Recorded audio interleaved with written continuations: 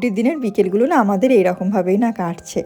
এখনও বেশ কয়েকটা দিন স্কুলের ছুটি তো বাকি আছে, তো সেই জন্য এখন বিকেলবেলায় কী করি, বেশিরভাগ দিনই মেয়েকে পার্কে নিয়ে আসি।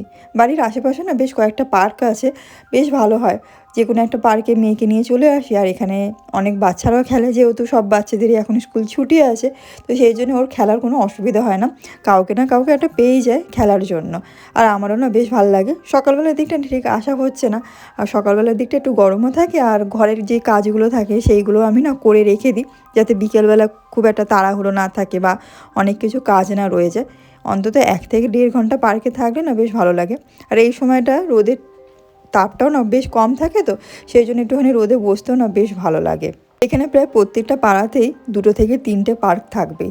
আর বাচ্চাদের খেলার জন্য না বেশ ভালো, কারণ সবসময় তো আর বাচ্চাদেরকে বিভিন্ন জায়গায় ঘুরতে নিয়ে যাওয়াটা সম্ভব হয় না। বাড়ির আশেপাশে যদি এরকম 2-3টে পার্ক থাকে না, তো বাচ্চাদের জন্য না বেশ ভালো, আর মায়েদেরকেও না চিন্তা করতে হয় না বাচ্চাদেরকে কোথায় নিয়ে যাবে।